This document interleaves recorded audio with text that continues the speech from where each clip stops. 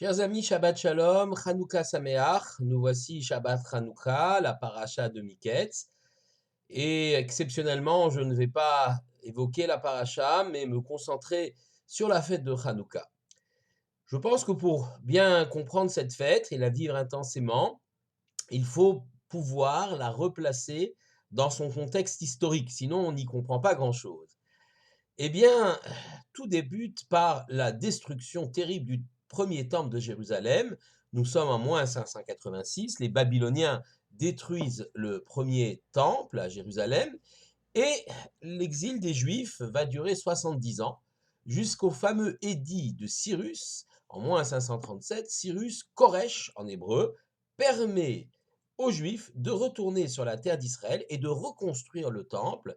C'est la construction du deuxième Beth Amikdash, du deuxième temple de Jérusalem. Et puis, ensuite, nous arrivons à la conquête grecque, moins 333, Alexandre le Grand, avec ses troupes, fait la conquête de l'ensemble de l'Empire perse, et les Juifs alors tombent sous le joug des Grecs d'Alexandre. Mais avec Alexandre le Grand, ça se passe assez bien, puisque on raconte, Talmud raconte cette fameuse rencontre entre Alexandre le Grand et le Kohen Gadol, Yochanan, qui est venu à sa rencontre car les Hébreux les Juifs ont été calomniés par une population voisine, monothéiste, rivale des Juifs, que sont les Samaritains, qui ont envoyé des lettres calomniatoires, qui ont dit que les Juifs allaient se révolter, empêcher Alexandre de prendre le pouvoir, se révolter, et donc Alexandre, furieux, descend avec ses troupes et on a cette scène incroyable d'Alexandre le Grand qui descend de son cheval, Bucéphale, mais fait quelques pas. Nous sommes dans une plaine et s'approche du Kohen Gadol, habillé avec les habits du grand prêtre, ce qui est exceptionnel, qu'on ne sort pas avec les habits du grand prêtre. Il met un genou à terre et les généraux l'interrogent, comment se fait-il que tu t'inclines devant ce Kohen Gadol, devant ce vieillard, et il explique qu'au moment de la bataille du Granique, la bataille qui va voir la victoire des Grecs sur les Perses, eh bien, le visage de ce vieil homme lui est apparu. Hanan en profite pour lui demander de préserver la liberté de culte, ce qu'Alexandre acceptera, et même il acceptera de ne pas mettre une statue à son effigie dans le temple de Jérusalem. Grâce à cela, lui dit le Kohen Gadol, eh bien, les petits-enfants juifs pourront porter le prénom d'Alexandre comme ils portent celui d'Abraham, de Yitzhak ou de Yaakov. Alexandre meurt jeune, nous le savons, à Babylone, et son empire est partagé entre ses généraux. Il va y avoir de nombreux combats pour ces dépouilles de l'empire. Euh, en un premier temps, la Judée tombe dans l'escarcelle des Ptolémées. Ça se passe pas trop mal. Ptolémée I et surtout Ptolémée II va demander au rabbinim, au Chachamim, de traduire la Torah en grec, ce qui va être fait. 70 sages seront enfermés volontairement dans l'île de Pharos et traduiront la Torah exactement de la même façon. C'est ce qu'on appelle les Septante. On pourrait se réjouir de cet événement. Le Talmud trouve que c'est plutôt un événement sombre car il anticipe et voit que des Septante, la traduction donc par les Chachamim de la Torah en grec, sera ensuite l'objet de manipulations et de dérives, et c'est pourquoi il considère que ce jour n'est pas un jour faste.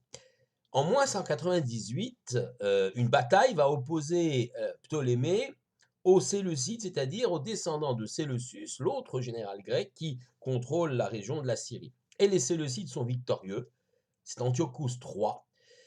La Judée tombe dans l'escarcelle, cette fois-ci des Séleucides. Et Antiochus IV, le fameux Antiochus IV dit Épiphane, aimé des dieux, que les Juifs appellent Épimane, le fou par un jeu de mots, va considérer qu'il faut extirper le judaïsme de cœur et des esprits des Juifs. Et donc il va mener une campagne de répression terrible, l'interdiction du Shabbat, de la Brit Mila, de Rosh Chodesh et finalement de l'étude de la Torah et de toutes les mitzvot sous peine de mort, sous peine de mort. Le temple lui-même va être souillé, on va y installer des idoles, des statues de Zeus, sacrifier des porcs, et tout cela va être terrible. Il va y avoir d'abord une résistance spirituelle passive, qu'on appelle les chassidim, il y a des martyrs, Éléazar qui va refuser de consommer du porc devant des jeunes juifs et sera traîné par la queue d'un cheval dans les rues de Jérusalem, il mourra, Hana et ses 7 enfants qui vont mourir en martyrs en refusant de se prosterner. Et puis, la résistance spirituelle va devenir une véritable résistance physique. Ça, c'est le cas de Matityahu, dans le village de Modine, et de ses 5 fils, le plus célèbre étant Yehuda, surnommé Maccabi, le marteau, parce qu'il frappe ses ennemis. Le signal de la révolte, c'est à Modine qu'il débute, lorsqu'une petite troupe de Grecs va installer une idole. Matityahu et ses fils se révoltent. C'est le début d'une forme de guérilla qui va prendre de l'ampleur. Les Grecs vont envoyer des troupes de plus en plus nombreuses et à chaque fois, il y aura une défaite des Grecs jusqu'au jour où les Hébreux vont prendre d'assaut la ville de Jérusalem, libérer le temple de Jérusalem. Matityahu est mort de vieillesse entre-temps. C'est Yehuda Maccabi qui dirige les troupes dites les Maccabim. Alors les Maccabim, petite parenthèse, ce sont les initiales de Mikamocha Baalim Hashem, qui est tu parmi des puissants ô éternels. C'était l'étendard, le drapeau de ces troupes. On les appelle également les Hashonaïm, du nom de la famille de Matityahu et de ses 5 fils. Donc il rentre dans le temple et la première chose qu'il décide de faire, c'est de rallumer le candélabre, le grand chandelier. Alors le candélabre, lui, n'existe plus, il a été détruit par les Grecs, donc on va fabriquer un candélabre de fortune et décider de le rallumer. Alors je rappelle que dans le temple de Jérusalem, il y avait une menorah. Cette menorah avait 7 branches, sa signification était diverse. L'une des significations rapportées par Rabbi Yotan Buchut, c'est que le menorah au centre donc avait 6 branches, 3 branches de chaque côté, une branche centrale. Les branches de chaque côté, donc 3 et 3, se tournaient, leurs mèches, leurs flammes se tournaient vers la branche centrale. Et dit Rabbi Yotan Buchut, il s'agit ici de 6 sagesses universelles, on pourrait aujourd'hui dire 6 sciences, qui se tournent, qui existent, qui sont respectables, mais qui se tournent vers la flamme centrale, qu'on appelle le Ner Maharavi, la flamme de l'Ouest, qui représente la sagesse de la Torah. Donc les 6 sagesses sont inféodées à la sagesse de la Torah qui est au centre. Alors les Maccabim ou Hashonaïm décident de rallumer ce candélabre. Alors, ils en fabriquent un de fortune, cherchent une fiole d'huile pure qui n'a pas été souillée par les Grecs, ils en trouvent une sous l'autel des sacrifices, avec le sceau du grand prêtre, et ils décident donc d'utiliser cette huile d'olive pour rallumer le candélabre en disant, bien, ça durera ce que ça durera, 24 heures, et au miracle, les flammes vont brûler pendant 8 jours. Il y aura un changement de la capacité énergétique de l'huile qui passe de 1 à 8 jours.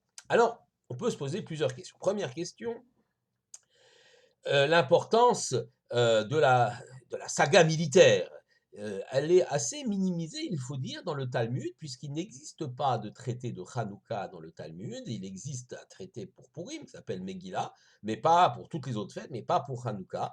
Donc on trouve essentiellement les renseignements sur Hanouka dans le traité du Talmud de Shabbat. Au détour d'une discussion sur l'allumage des bougies de Shabbat, on nous parle de l'allumage des bougies de Hanouka en portant toute notre attention sur la dimension du miracle de la fiole d'huile et en passant assez rapidement sur la victoire militaire. Alors, on peut se poser la question pourquoi. Cette victoire militaire relève aussi du miracle, puisqu'un petit nombre de Juifs ont vaincu un grand nombre de Grecs. Donc il y a un miracle, certes, qui n'est pas aussi surnaturel, il semble naturel, puisqu'il y a un combat, il y a des morts, il y a une ishtadlout, c'est-à-dire un effort extraordinaire des Maccabim, et pour remporter cette victoire, ils l'emportent grâce au soutien de l'Éternel. Eh bien, la réponse est assez claire. On sait que les successeurs des Hashonaïm de Yehuda Maccabi, notamment ses frères vont prendre sa succession, vont mourir les uns après les autres, et c'est Shimon, le dernier frère, qui prendra le pouvoir. On a chassé les Grecs.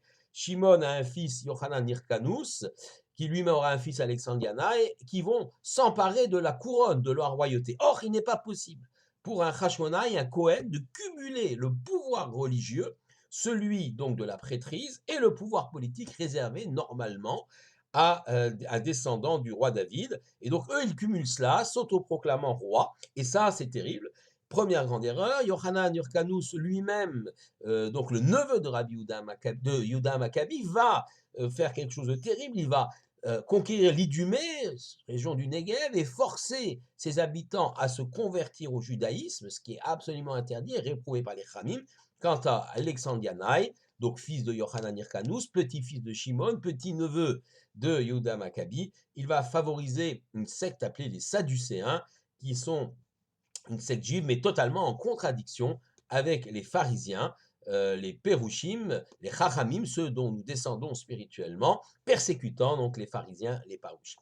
Donc, un échec de la dynastie des Hashmonaïm, qui d'ailleurs va être maudite et va disparaître, puisque le roi Hérode, beaucoup plus tard, mis en place par les Romains, va massacrer les derniers descendants des Hashmonaïm. Donc ça, c'est la première idée. Deuxième idée. Deuxième question, pourquoi les Hashmonaïm, lorsqu'ils sont rentrés dans le temple, ont cherché à tout prix à allumer la menorah à 7 branches? Pourquoi? En vérité, ils n'avaient pas besoin de le faire. Nous disons, Ones Rachamana Patre, lorsqu'il y a un cas de force majeure, eh bien, la Torah nous rend quitte, on n'a pas besoin d'accomplir cette mitzvah. Sinon, on est dans le désert, il n'y a rien, et qu'on n'a pas de tefilin, on ne peut pas mettre de tefilin, on n'est pas tour, on est dispensé de la mitzvah des tefilin. Eh bien là, et effectivement, si on ne peut pas allumer le candélabre, doit-on vraiment l'allumer? On a vraiment beaucoup d'autres choses à faire, les Grecs vont revenir, il faut organiser l'armée, il faut soigner les blessés, organiser la cité. Donc tout ça nous montre que quelque part, il y a une problématique, ce n'était pas nécessaire. Non, ils ont voulu à tout prix rallumer ce candélabre. Autre question, pourquoi ont-ils cherché une fiole d'huile pure, marquée par le sceau du grand prêtre? Ils étaient tous impurs, ils étaient tous, comme on le dit, tamé met, c'est-à-dire impurs par le contact avec des morts. Et ils venaient de la guerre, donc forcément, il y avait des morts. Et donc, lorsque tout le peuple est impur, on n'a pas besoin d'allumer un candélabre avec de l'huile pure. On peut utiliser de l'huile impure. Il y en avait à profusion. Non, il fallait cette petite fiole d'huile. La fiole d'huile a duré 8 jours jusqu'à ce qu'on fabrique une nouvelle huile d'olive pure, etc. Pourquoi ont-ils tenu à cet élément, certes important en temps de paix, mais qui en temps de guerre n'a plus vraiment de signification? Eh bien, pour comprendre cela, ce zèle finalement des Maccabim, il faut comprendre quel est le symbole et la force de cette menorah. Les Maccabim se sont révoltés et ont chassé les Grecs, non pas pour des raisons nationalistes, pour obtenir l'indépendance, même si l'indépendance du royaume de Judée des Hashmonaïm va être une conséquence heureuse, mais ils l'ont fait d'abord pour défendre l'identité juive, l'essence même de ce que nous sommes, défendre la Torah. Et c'est pourquoi au moment où il rallume le candélabre, qui représente donc la lumière de la Torah, comme nous l'avons expliqué, il était indispensable de le faire en priorité avant tout, pour bien montrer que la lutte contre les Grecs était une lutte qui était nécessaire pour défendre l'esprit de la Torah, l'essence spirituelle même du peuple juif.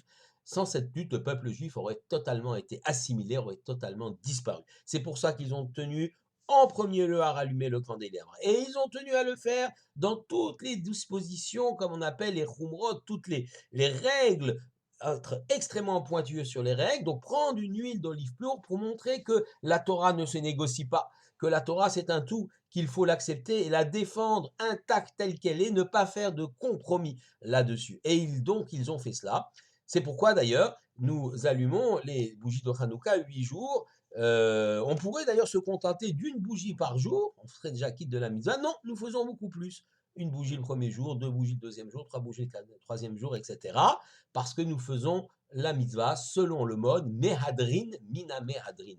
Ceux qui sont zélés parmi ceux qui sont zélés. Ça n'existe pas pour une autre mitzvah. Notre mitzvah, on fait les règles telles qu'on nous demande de les faire et on accomplit cette mitzvah. Pour Hanouka, on va au-delà de ce que la halakha, la loi, nous demande de faire, c'est-à-dire une bougie par jour. Nous allons au-delà pour bien montrer, comme les Hashmonaïm l'ont fait à leur époque, que nous sommes ici dans le cadre de la défense même de l'essence du peuple juif. Et il faut comprendre aussi que la lutte entre les Grecs et les Juifs était une lutte, j'allais dire, à mort, mais à mort spirituelle. Antiochos ne voulait pas exterminer le peuple juif physiquement, mais il voulait extirper toute notion de judaïsme de la tête de ces juifs-là, les helléniser. Le Maharal de Prague, dans Tiferet Israël, explique qu'il y a une différence fondamentale entre ces Grecs-là et les Juifs à cette époque-là. Les Grecs avaient une admiration pour le monde de la nature. Et les forces de la nature, c'est ça qui était mis en avant en exergue. Et tous les dieux grecs, finalement, sont les émanations de ces multiples forces de la nature, le dieu de la guerre, le dieu de la fertilité, le dieu de l'amour, le dieu des récoltes, le dieu du tonnerre, etc.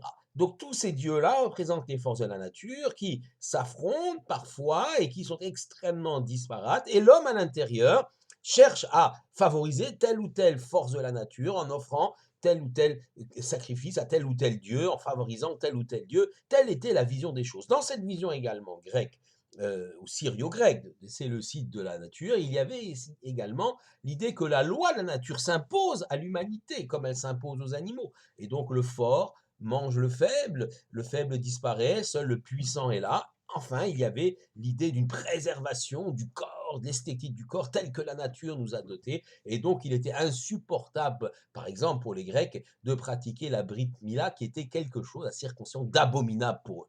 En face de ça, le peuple juif est au-dessus de la nature. Il considère que, au-dessus des forces de la nature, il y a une unité, que Dieu est le facteur unificateur de toutes ces forces. Il y a donc un sens dans l'histoire. L'on, le fort, ne mange pas le faible. Il y a une égalité entre le fort et les faibles, entre tous les humains, car il y a une morale, une éthique dans le monde et dans l'histoire. Nous ne sommes pas régis par les lois de la nature. Et on comprend finalement que cette opposition philosophique ou spirituelle, elle est majeure et elle débouche bien sûr sur une opposition physique et violente. Et heureusement, grâce à la bravoure des Maccabim et à l'aide de l'Éternel, vers une victoire, et ce qui nous permet aujourd'hui de fêter Hanouka dans la joie. Hanouka Sameach à tous.